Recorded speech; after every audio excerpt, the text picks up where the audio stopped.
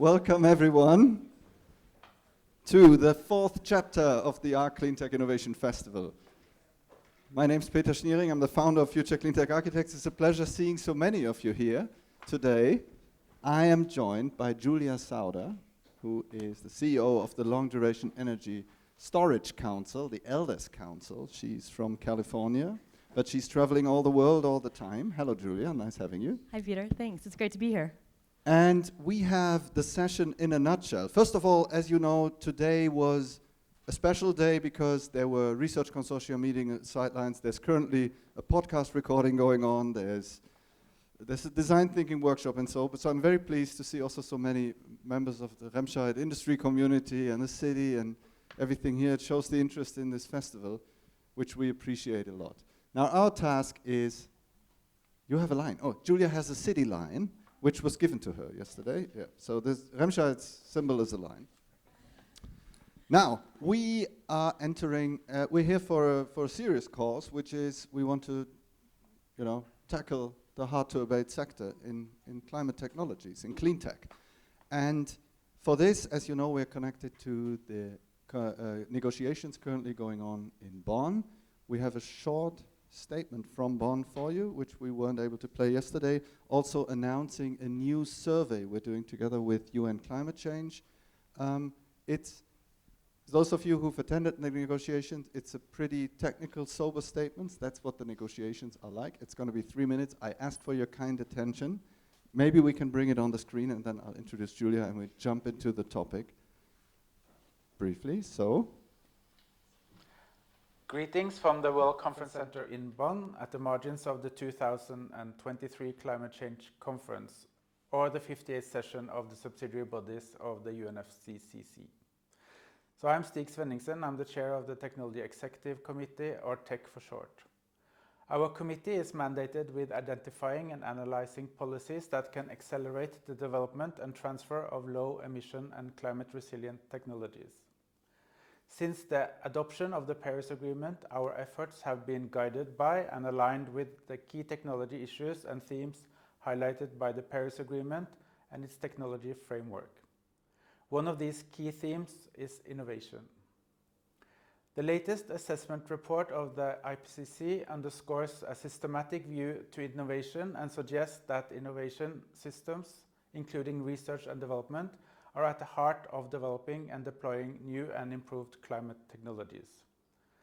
The work of the TEC on innovation in recent years have been focused on policies for fostering collaborative research, development and demonstration, and strengthening national systems of innovation.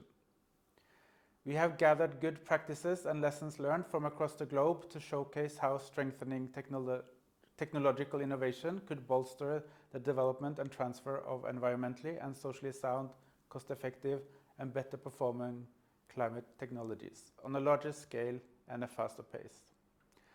We are launching a summary for policymakers on setting up and strengthening a national system of innovation. The event brings together speakers to provide inspiring stories and insightful experience on fostering innovation system from technology stakeholders. Another activity we are embarking on is a collaboration with the Future Cleantech Architects and a network of partners to launch a survey on future needs of climate technology research, development and demonstration. This is a timely survey. As we have heard, the science tells us that urgent action is needed to scale up action to address climate change impacts.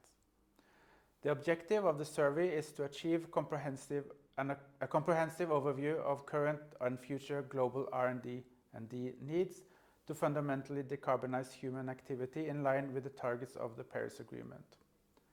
We call on technology experts, practitioners, industry leaders, innovators and scholars across regions and sectors to contribute to these collective efforts by sharing their insights and valuable experiences. The survey is open from now and until August 2023.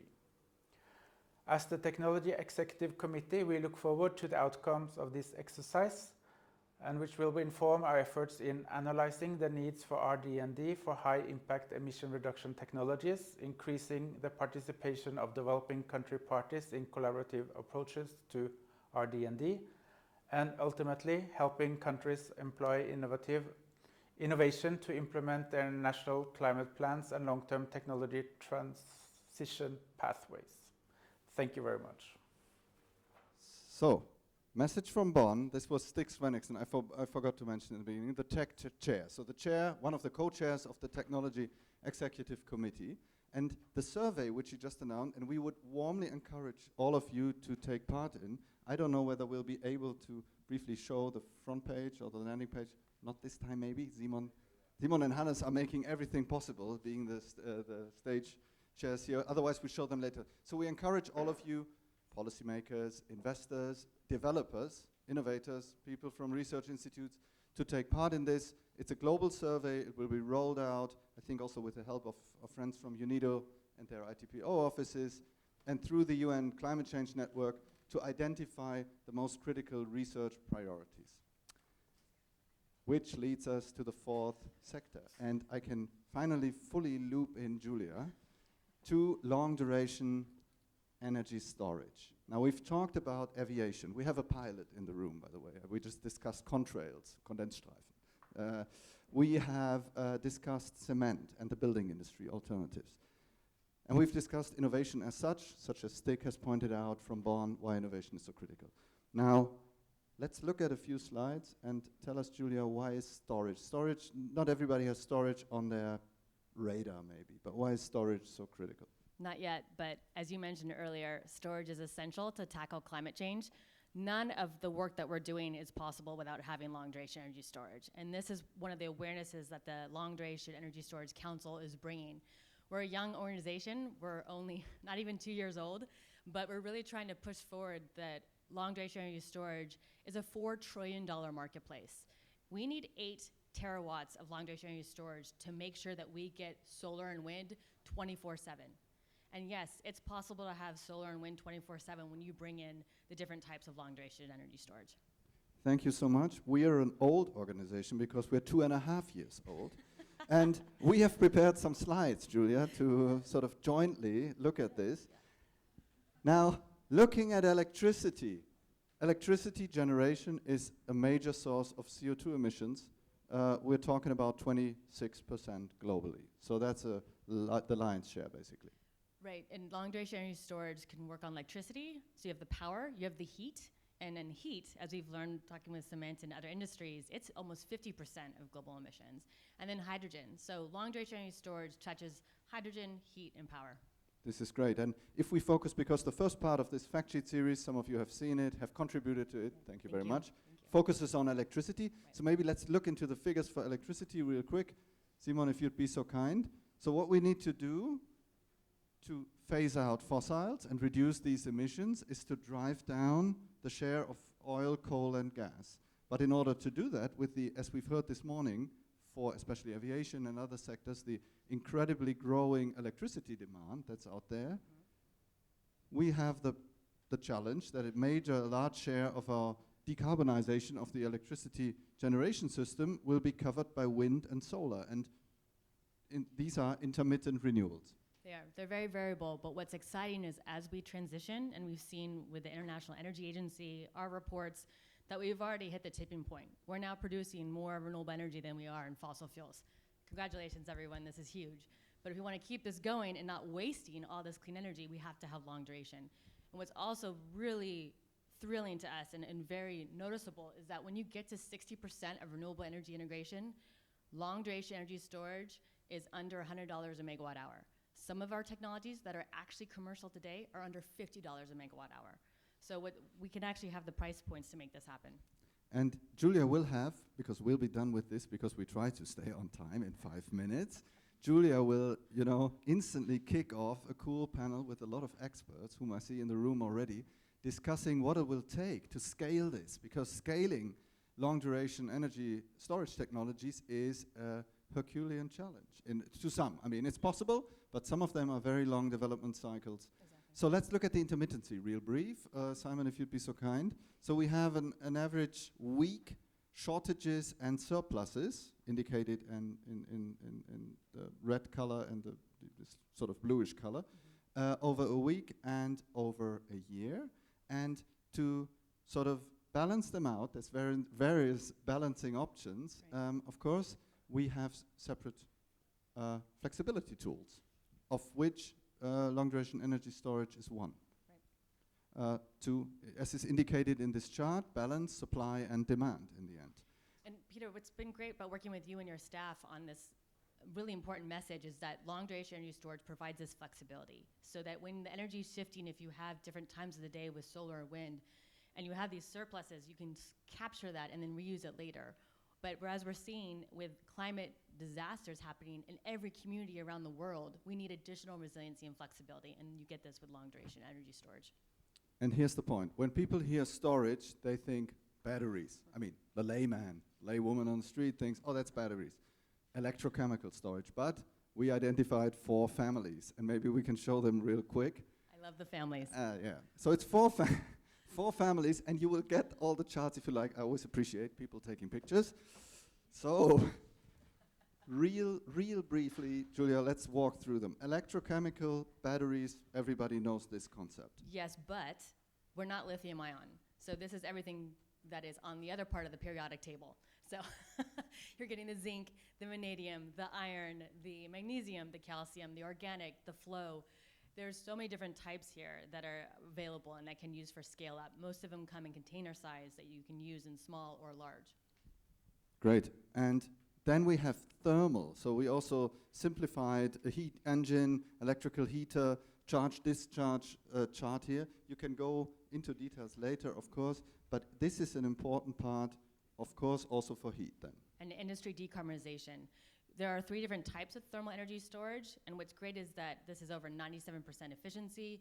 You're using existing materials, whether it's salt, rocks, aluminum, cement, that you can partner with and really get that sustainability for days, weeks, seasons. And you're also getting a range of temperatures. So if you need heat or steam at 50 degrees Celsius or 500 degrees Celsius or even over 1,000 degrees Celsius, thermal energy storage can provide it.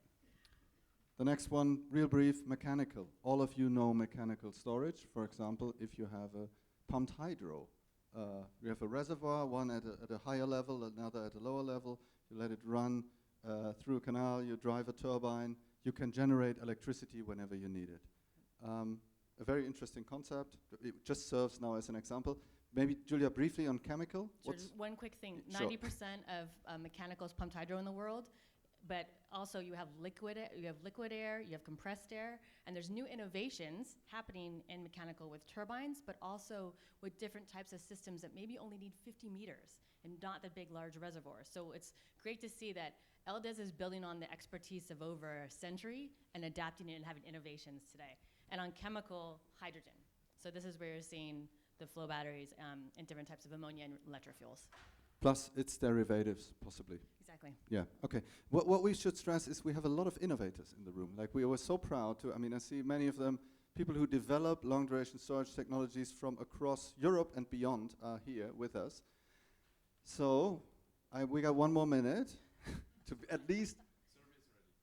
Survey's ready. Wait, let's do that. This is all about duration. We can go for multiple days here, so get ready. You're right. So, wait, we do the survey after we've shown the chapter overview. Let's briefly jump into the chapter so that you know what will take place here and what will take place next door. And this is the next panel. That's the next panel, which will start in a second. Please come in, guys. There's more seats over there. Thank you so much. So, Simon, just jumping into the chapter, we cluster the chapter according to the biggest challenges that are out there in the respective field, in the respective industry right now. And because we have a lot of youth, and it's been so great to see all of us working together to be inclusive and work on the transition, one thing that you can impress all your Gen Z, Y, X, and new millennials is start tweeting #LDES, and you'll be very popular. And this last thing, and then the floor is completely yours, let's briefly show just the interface of the survey that Stick had mentioned from the bond negotiations a minute ago. And you will all get the link, obviously. So there's a joint survey with UN Climate Change on the future needs in cleantech RD&D. Maybe you click on next, and then it walks you. The wireless in the city hall is okay-ish. You can identify where you're from, and then in particular which fields are neglected, where there's more research needed in your respective region. LDES, LDES, LDES. One could not tell where Julia's from just by I'll put the sticker on. Look, she gave me an LDES And sticker. I have a few more if you'd like an LDES sticker. These are hard to come by. I'll put it next to the Remscheid Lion. Thank you everybody for being here. We really appreciate you taking the time, taking the trip. Some of you have traveled so far. Great having you. Julia, please kick it off from here. Thank you, Peter, very much. And thank you again so much for your partnership. Working with FCA has been amazing for our two organizations. Your staff are superb, and thank you very much for the conference. I attended one day last year, and I was soon to realize how much I had missed and how important it was to come for the full conference. So for any of you who've only been here for a little bit of yesterday or a little bit of today, it's worth it to come back for the entire experience, especially if you want to learn more about craft work. I'm going to leave that for later. But again, it's great to see all the innovators, the policymakers, the financiers. I mean, together we can do this, and together we really need to work hard on changing the culture to really fight climate change. So I want to bring up our amazing panelists. So Anya, Simon, and Yanya, come on up, please.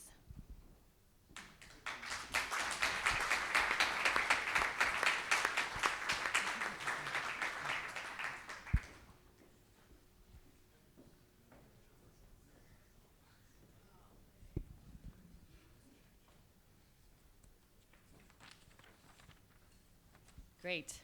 Out of curiosity, how many in the room had heard about LDES before? Please raise your hands. Half and half. Okay. Oh, that's not, well, yes. And the companies who make it. Okay, who are technologies producers of LDES? Raise your hands, please. And those who are not members yet, please come join the LDES Council. And then those who are policymakers, please raise your hand. We're looking at you. And then those that are in finance. Okay, we're going to come to you for all the money. Great. And then let's see, educators, innovators, and stakeholders of all types. Like, come on, this is inclusive, right? Great. Well, again, thank you all so much. So without further ado, really want to introduce our panelists. So Anya is a member of the German Parliament. She is for the electoral district of, I'm so sorry for my horrible American accent, but I'm going to try this. No, I really killed it. Is it Wuppertal? No. Whoop. Oh, I like that. Wuppertal. All right. And she's on the Committee on Housing, Urban Development, Building, and Local Government, and a deputy member of the Transport Committee. So again, look at how all these different silos are starting to come together. So thank you, Anya, for being here. And Yanya, I almost got it, Yanina from Malta.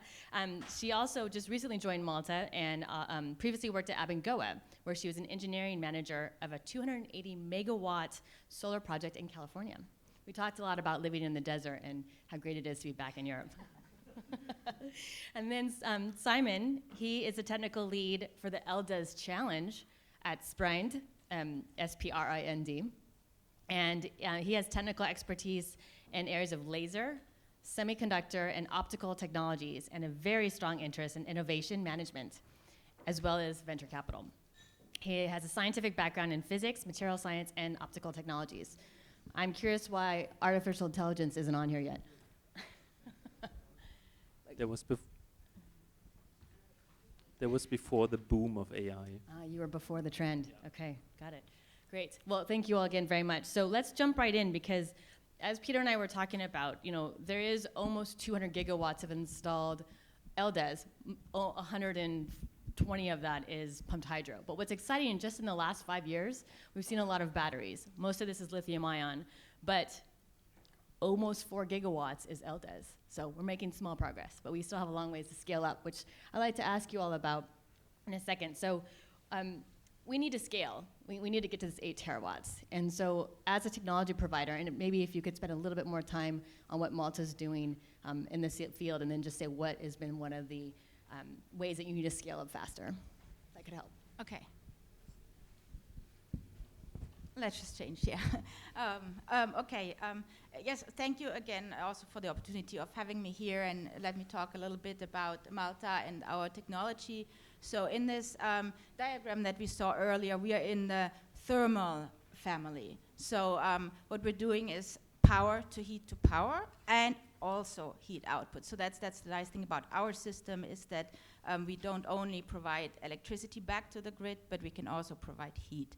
And also a nice thing is, so we really decouple the power from the thermal capacity. So we can really scale up by increasing our sizes of the tanks. So we store heat, and then we can you just add double the size of the tanks, double the tanks, and that's why we're in the long duration energy storage category with about 8 days, up to 8 days. So it's starting with 8 hours to 8 days, so really depending if you have a use case and it's more coupled with PV, then you would more go maybe into the 10-12 hour range. If you want to couple it more with wind, you can look into more days.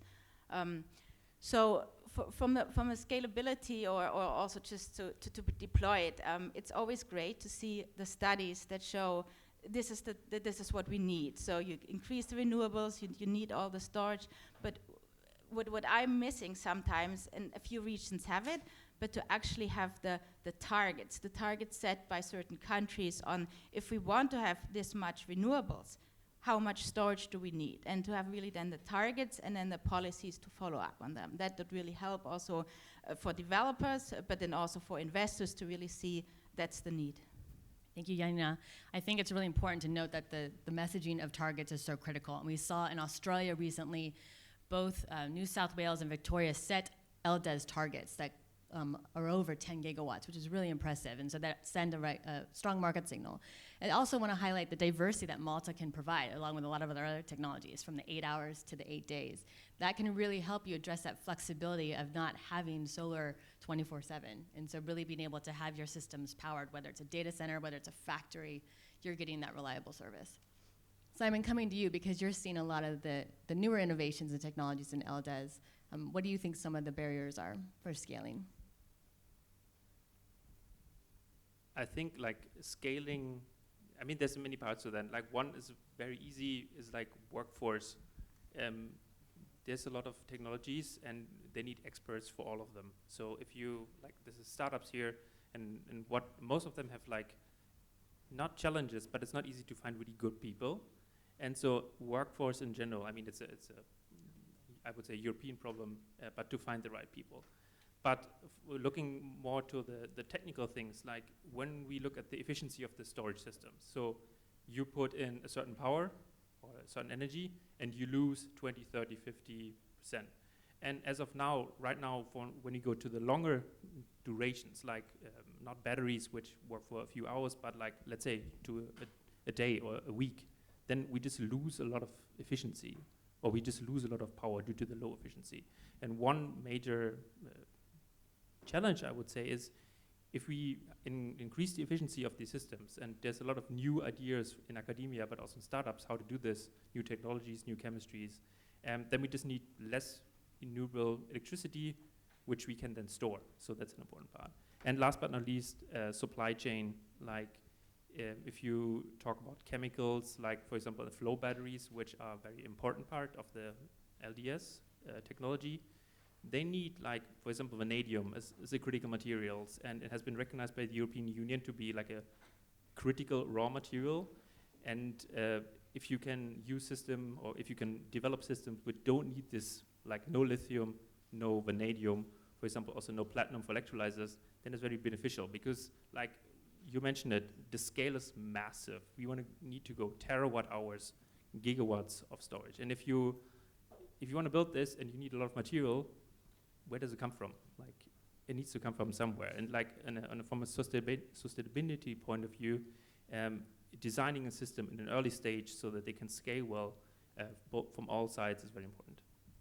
So Simon, you hit on a bunch of things there. The supply chain, which we're starting to move into value chains. How do you connect the dots and bring different pieces? The workforce, that is a global phenomenon that we're all working on and then trying to inspire with innovation. and the criteria for the benefits of LDES and innovation, and making sure that there's targets out there that are included into public policies. So Anya, coming to you as a developer of public policy, can you help us with what are some of the tools you're creating to help scale LDES? Yes. So for me, I'm as a member of the Committee of Building, Housing, Urban Development, it is important to find the areas and the space where we can put all these plants. So we have to see the whole, because we need areas for housing, we need areas for industrial development, and on the other hand, we need now this massive space for the storage. So one idea, and we did that already in our building laws, so we changed the building law a little bit in Germany, so for all the developers and investors, go for it. And now it is possible to build, for example, hydrogen storage just by the wind or the PV plant. So it was not possible before because of the regulation of the building law, but we changed it so you can put the plant just there and go for the storage. And these are these little steps we do to increase the possibility of storage. And on the other hand, we need the grids. We need the infrastructure to put that all together, because at the moment we have wind energy in the north of Germany and we need to get it to the south of Germany. And it is really difficult because the grids are not strong enough for it. So what we try is to find regional solutions, that we have little grids and put it together, but you can't build a huge storage development in the urban area. Where shall you do it?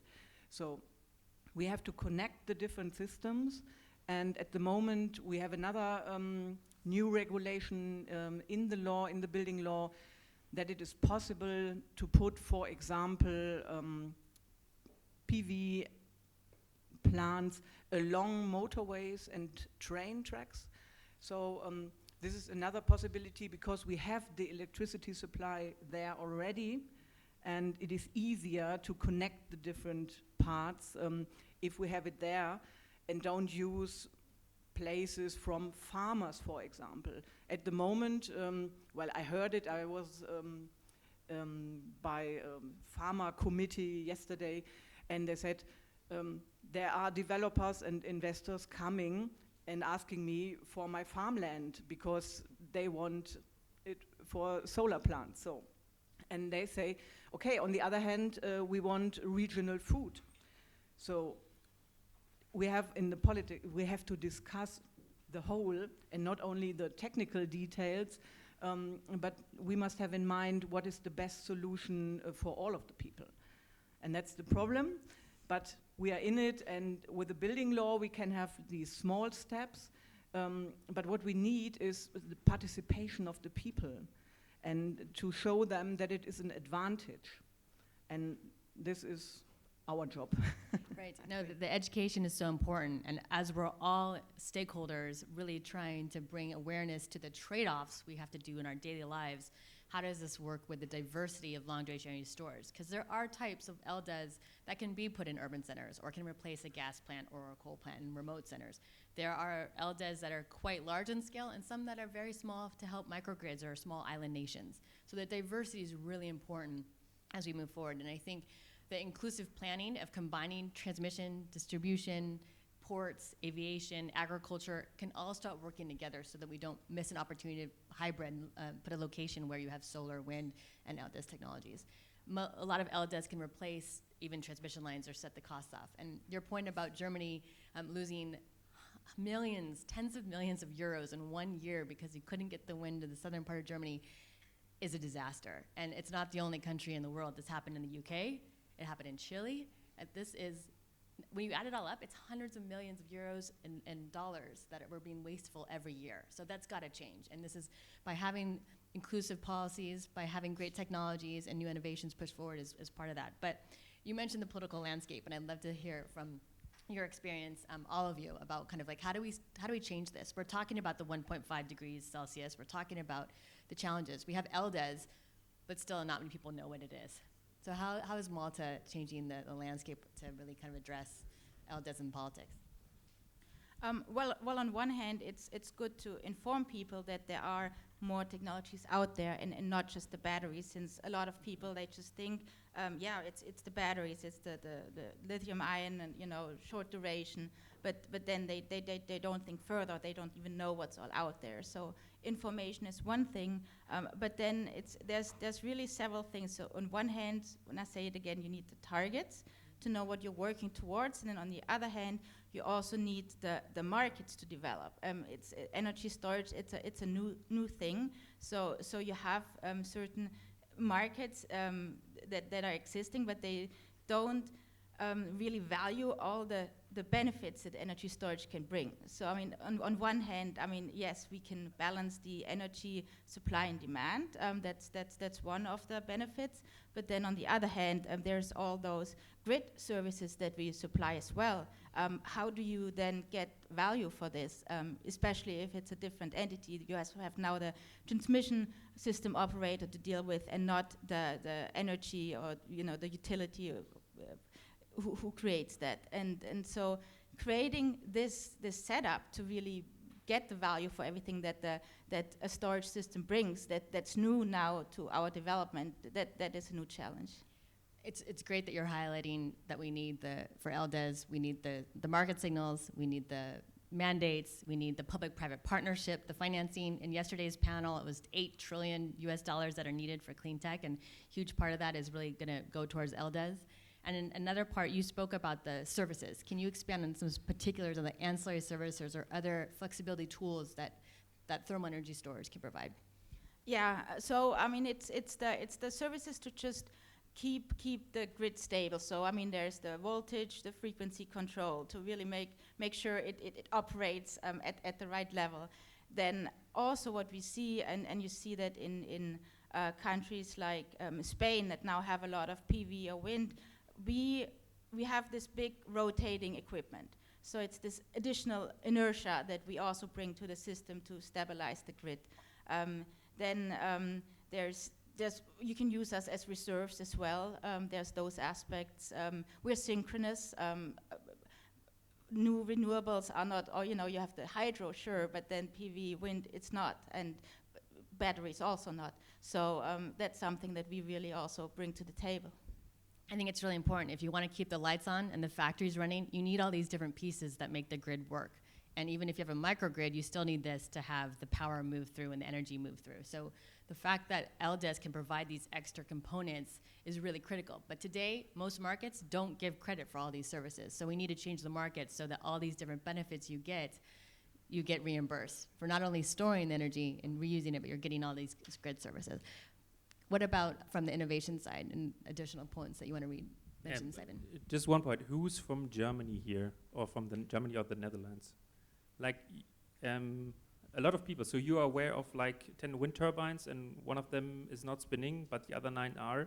Like 10% of the power generation, which is like 250 terawatts, are lost to curtailment. So you have to turn them off because the grid will not be stable.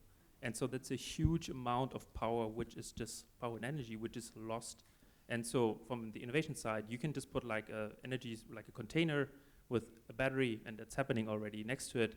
And you both get money from the curtailment fees, but also you can then later, when there's a shortage of energy, put it in. But as Janina already mentioned, like the markets start to appear, but there is, and I don't want to talk too much because there's the policy toolbox, but like, there's a lot of like, there's no capacity markets, at least in Germany. There is like there's some regulations which are blocking. For example, transmission net operators, they cannot have own storage. Would be super useful because if there's too much wind or solar power in one part of Germany, so you have to turn off the wind plants, they can just store it and then release it later. And so that is like from the side. But like something like on a positive note, what we're already seeing is like people who have like renewable power plants right now, or like solar, wind, right now they put lithium battery storage next to them. And it's even now, even though like lithium battery is still expensive, there's a business case for that. These investments are bankable, but in order to also do this for longer storage durations, like not just 2, 3, 4 hours, but like 10 or even a week or longer. You mentioned you can go to 8 days. There needs to be more work done from like the regulatory and the political side. And Anya, coming to you on the politics side of this, because what Simon just highlighted too is that there are different market examples around the world, and many of them are not really benefiting from the value of LDES. How can a policymaker change the policies to create the healthier market for LDES? No pressure. We have another difficulty in Germany, because we had a lot of local energy suppliers owned by the communal area. And they not only work with energy, they provide mobility or water system, whatever. And they are not like other players on the market. They have like a responsibility for the whole city or for the local government and for the local community. So there are so many players on the market at the moment, and we have to decide which we push and where we say, no, these grids are owned by the communal area, and they are not always free.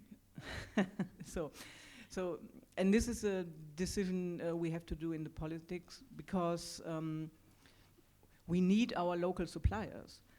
And when they show new ideas, that they say, okay, we want to be a part of the market of the renewables as well, but they don't get the money from the companies, we have to bring it ourselves. So, and this is very difficult market situation at the moment, because a lot of players are pushing now, starting, and it takes very long to regulate, and it takes very long to build things and to have all the regulations.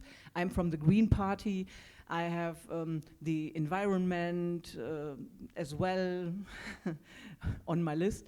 So we have to check what about animals in this area, and what can happen to the water and to the whole surrounding.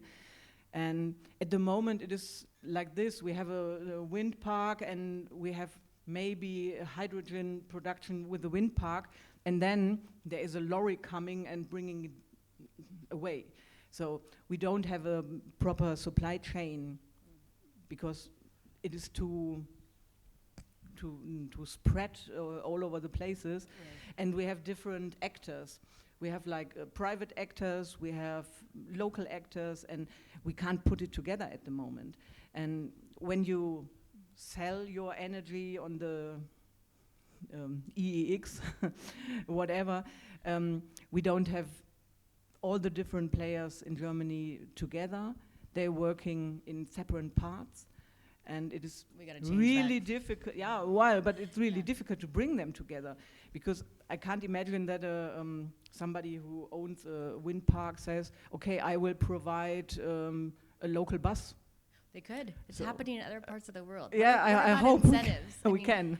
I think the incentives really do send a strong message, and we're seeing in different countries there's different carrots that are being used to get partnership to happen, because there might be a mitigation for saving a species here, but building a wind farm with long duration storage here, and then having a mining entity that's getting zinc or some other material with long duration storage who are not on the grid, with a different type of partnership. And then we have other members, data centers, who are going to need even more energy because of the AI initiatives, are working on LDES and how to make this transform. So these, to your point on so many different players, we don't have the time to keep them going in their own lines. We have to really work together to bring everyone at the same table and start parallel processes, because this A plus B plus C is too long. And we need to have the A plus A plus A plus B plus B all come together. And so we look forward to more examples from Germany and many other entities around the world of how to make this happen.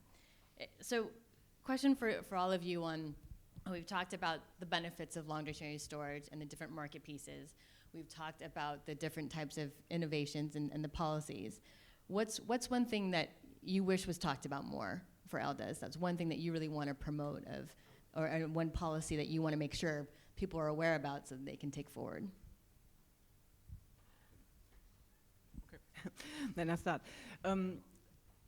Just a story from the past. I'm from Dortmund. It's a region where coal mining was one of the biggest things in the last 80, I don't know, maybe nearly 100 years.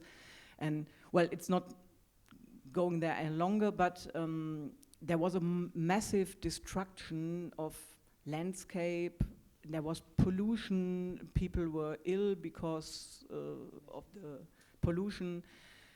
And nowadays, people are not talking about it any longer. They say, yes, okay, coal mining is gone, so well. And now I think we have to talk, how can we put the new energies, and they need space for the storage, and maybe there is a water basin for thermal heating, and maybe there is supply for hydrogen or what you said, batteries. And on the other hand, we had like a huge area in Northern Westphalia with lignite, brown coal. So, and it looks, when you go there and watch this area, it looks like you're going on the moon. It's really a massive destruction. And now we start to build PV there, to say we don't destroy new landscape, what we take the old industrial areas and renew them. You're giving a good plug for later, the next panel. Okay, oh, sorry. And I want to go to Janina to talk about too. Malta's doing a great job about this, and so are other members. But you know, what's one thing you want to talk about LDES to make sure everyone hears? And I'm coming to all you next for some questions, so get them ready. Okay. Yeah. So on one hand, it's really customizable, so we can really look at different applications and look exactly what power input output do you need, what duration do you need, and then we can really easily scale it. We can also adapt our system easily to a site, and I also want to stress that, so you have other technologies that are longer lifetime, and recycling also is maybe a bit of an issue when you look, and it's something that gets also more and more important. And so we have to look at what technologies do not only enable renewables, but are also in itself green and have you know, a good recyclability, so that at the end of a long lifetime, hopefully, I mean, we're looking at 30 years, you can really recycle, we can reuse, and right, yeah. The sustainability piece is so key. 10 out of the 17 SDG goals can be met with LDES. And so that's really powerful to see that there's so much recyclability, the sustainability aspects that we can do within many of our projects because of the diversity. So coming to the innovation part, Simon, what are one thing you want to say, but also an innovation, what do you want to see more on the LDES side? Innovation is always important, but I want to reframe LDES. It's obviously it's a challenge, but it's a huge opportunity. Like right now, from like all levels, from the university, from a garage, from like big companies, there's plenty of like technologies to be discovered. People start startups every day, and there is for the people who want to start a business, there's already at least one unicorn. Unfortunately, it's in the US, but it's a long duration energy storage company, and there's a big opportunity for like all people, like for young, for old, to make it happen, and like really to not to see, okay, yeah, it's not easy, but we can, like, we together as like the community from politics, from technology, from innovation, like can make it happen together. Because it's like a century problem. Like in the last decade or last century, we had like coal or gas, and for good, this will not be able to use. So we need the storage. So in the sense, use the opportunities what you have. And of course, there's going to be struggle, but we can and we need to make it happen. And that's why I want to say, yeah, just use the chance what you have. Yesterday, there was a young man asking, okay, how can like politics like convince me to stay here? Just stay here, start your own business. There's a big market, there's a big chance, and there's a big need. And yeah, just do it. There's a lot to do in LDES. That's great, Simon. So who has a question? Let's jump out to all of you to ask us the tough ones. Yeah, thanks. I'm David. I'm running a startup on building a new type of flow battery. Maybe just more a suggestion to the policy side and Anya, for example. Maybe it would be really cool to have ways to incentivize out of the box thinking. I mean, you mentioned the idea, for example, or the problem of having local food and solar energy supply for a city. And there are ways to combine, for example, farming concepts and solar parks in one place. I think what's missing a bit is to reward people with that kind of idea. And I think the same is true for a lot of LDES technologies. So what's going on along these lines? Are there like programs or ways to incentivize that more?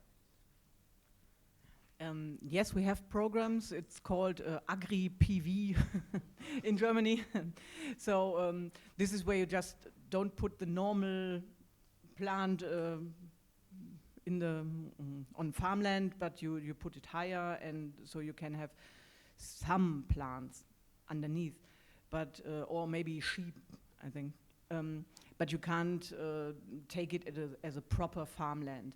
So, and this is what I meant with we have to discuss the several parts. We want to be sustainable, and sustainability is not only energy, it's food and how we move, mobility. So we have different things we have to discuss in the policy. And this is what it makes more different, just to say we have a technical solution, that's fine, but where do we put it?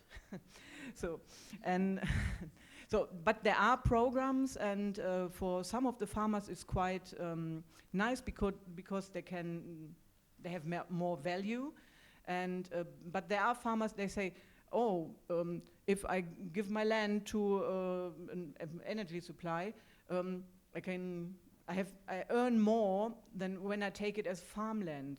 And at the moment there are a lot of developers going round and searching for farmland, and this is the discussion, because we say we want regional food and we want good food, and then we say, okay, we give all the farmland to energy supply, and then we import the food from otherwhere. So this is really a discussion, but we have a lot of areas where generating electricity is possible. So we have, I don't know the English word, Windvorranggebiete, maybe somebody can help me. We have several places, so we defined... it's okay, we can do it later. So now, we defined space where wind plants can be put with privilege. Yeah. So that's priority for wind plants, and we even do it in forest at the moment, because we had a lot of forests which are ill because of insects and things, and we combine forest and wind plants, and this is really new at the moment in Germany, because before they always said, no, we need... the zone permitting is huge around the world, and this has been really important to see how you can do zone for whether it's a port where you have offshore wind and refineries and long duration storage, whether it's a farmland or field or a forest. I think the incentives piece is big. We're seeing different policies around the world that in addition to a tax credit, you're also getting a community benefit. How are you giving back to the community that can help your score? Are you working on a just and equitable transition? There's an additional incentive there. The recent, we're kind of trying to rename it, Clean Energy Act in the United States, or IRA, actually, you can get with long duration energy storage up to 60% of incentives. That puts it way over the top for cost savings.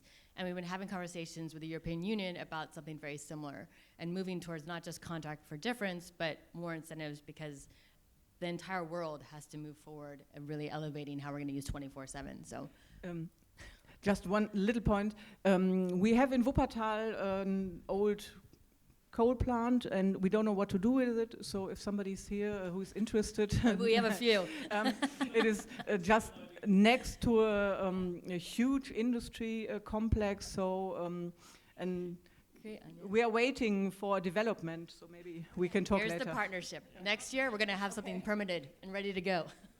So go ahead. Can I just add one more thing? Like, incentives is one thing, but removing barriers is the other thing, because that's free.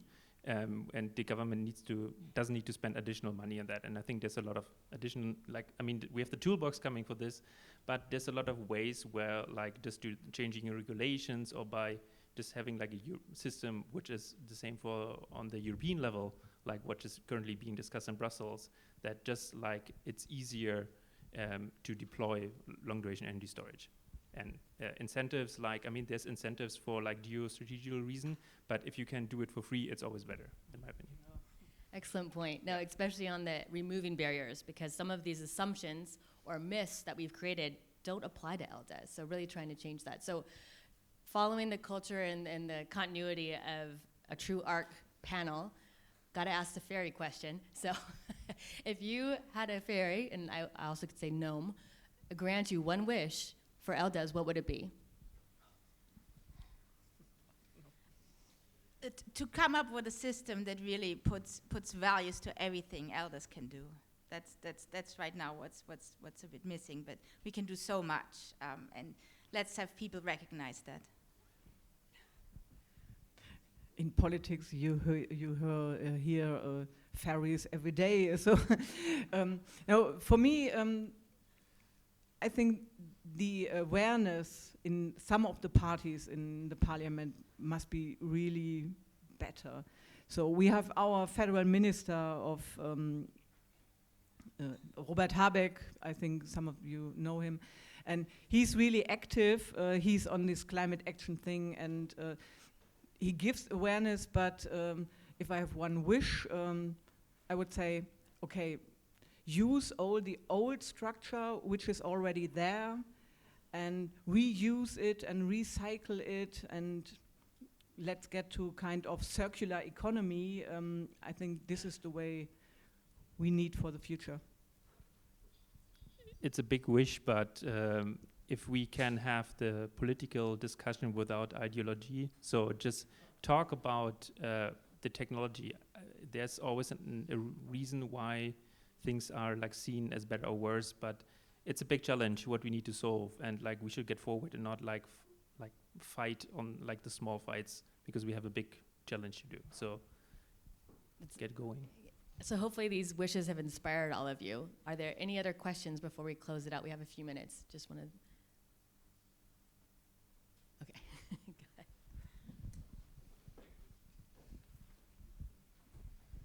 Go ahead. Yeah, Leon Bachmann from SAP. So looking from that software perspective, but not being involved in the LDES discussions at all. It just what comes to my mind is we're getting more and more decentral, probably, with many small storages, and the way we can use it efficiently probably also relies on the way how we can control them, right? How we can store and release energy in on time, not 2 hours later, or not with Excels, but probably in the right moment. So what's your take on that? For the short time, there's solutions right now up to second there's deployed, and I think for everything, I don't know where the boundaries is above a few hours. Things get there, but I wanna turn the page around. SAP has the chance, because running data centers, it would be for you 100% electricity all the time. You don't want to have, we have 1 second of data missing, or 1 second of power missing. So it's also a chance for you to say, step up, hey, we want to have 100% clean energy all the time. So we're gonna purchase over PPA, power purchase agreement, or something from either an energy supplier or via startup, and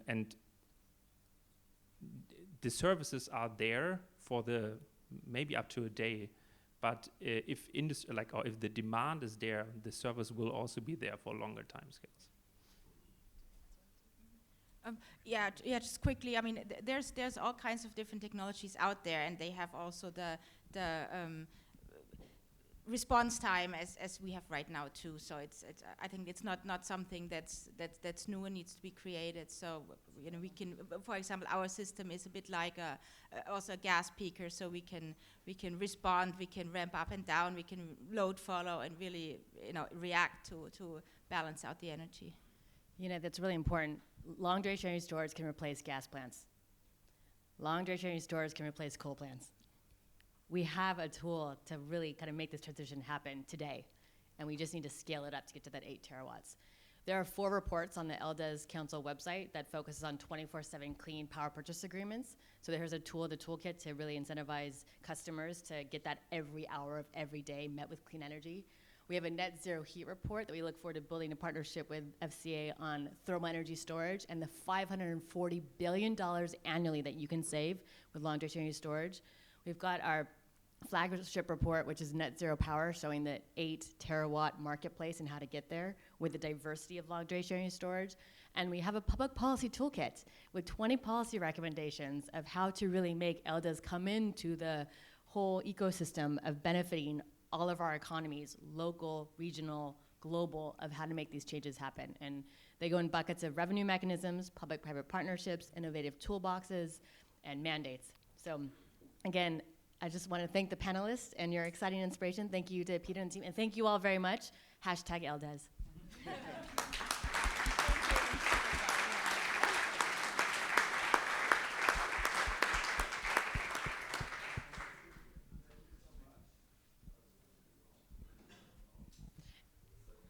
Thank you so much, Julia. Thank you all on the panel. That was inspiring. And I wanted to touch upon another topic Julia suggested. We have a couple of young people in the room here, and the questions are great. And I think generally it's underestimated what students, the young generation, can grasp about these topics and carry into the world as well. And I'll give you one example. Yesterday, a TV crew followed 2 students. Oh yeah, they're hiding their heads already. Maya and Teresa, please, you don't have to stand up, but at least wave your hands. So there was a German TV station, WDR, Westdeutscher Rundfunk. They followed them all day, and then they took them to the TV studio in the evening to have a live interview. It was a 6-minute contribution on the festival, but mainly on them. You know what they mentioned in the evening in the studio? Long duration energy storage. And cement. And aviation.